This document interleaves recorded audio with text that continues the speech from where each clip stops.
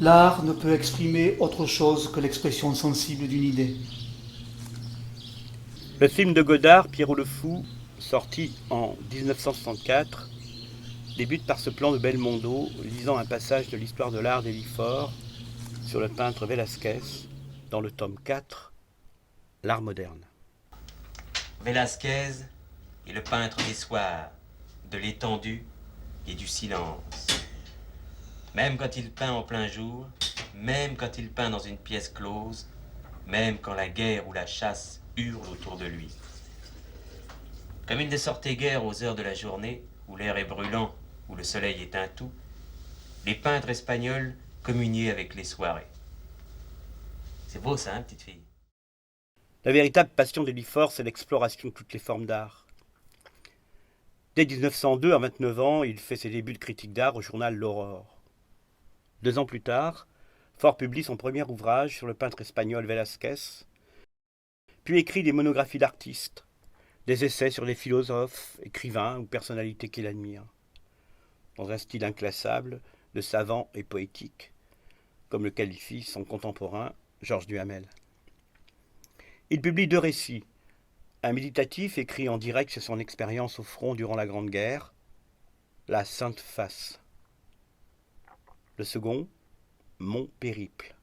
Des impressions de son voyage autour du monde, un seul roman, La Roue. L'écrivain a pour amis le peintre Eugène Carrière, les sculpteurs Antoine Bourdelle et Charles Despiau, le photographe Félix Nadar, qui l'introduit chez Rodin, Renoir, Mirabeau, et dans le monde parisien des lettres et des arts. Élie Faure s'implique dans diverses universités populaires de Paris où il enseigne l'histoire de l'art. De ses conférences devant un public non initié, naîtra de 1909 à 1921 la gigantesque Histoire de l'art en 4 tomes. L'art antique, l'art médiéval, l'art renaissant et l'art moderne, qui s'achève en 1927 par l'ouvrage de synthèse L'esprit des formes.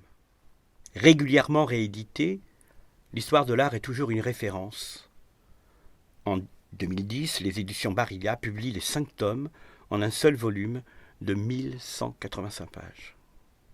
L'art et l'homme sont un. Je vais écrire une épopée de l'art et de l'homme. C'est un travail totalement novateur en France, ce domaine étant réservé jusque-là aux historiens allemands. Les ouvrages sont abondamment illustrés. Élie Faure aborde cette tâche en autodidacte, s'appuyant sur son sens de la vue. C'est par les yeux et non les oreilles que la vie universelle m'atteint. Je suis un œil. Voir, tout est là. Il se nourrit des œuvres, les digère et les offre au papier. Et c'est bien une épopée poétique, sensuelle et sensorielle, violente, passionnée et lyrique, qu'il nous rend dès l'introduction du premier chapitre du tome 1, L'art antique, par cette description de la vallée de la Vézère aux Aiguilles. Paysage primitif qui sent encore la chasse à l'ours et au mammouth au fond des bois épais. La pêche dans les eaux froides et noirâtres de la rivière encaissée. Je ne sais quel parfum de meurtre et d'aurore humaine. Élie Faure, esthéticien intuitif, est parmi les premiers à classer les œuvres ethniques relevant alors de l'ethnographie dans le domaine de l'art, tout comme il comprend et défend dans l'arrivée du cinéma la naissance d'un art nouveau. Or, le cinéma n'est ni la peinture, ni la sculpture, ni l'architecture, ni la danse, ni la musique, ni la littérature, ni le théâtre, ni la photographie. Il est le cinéma.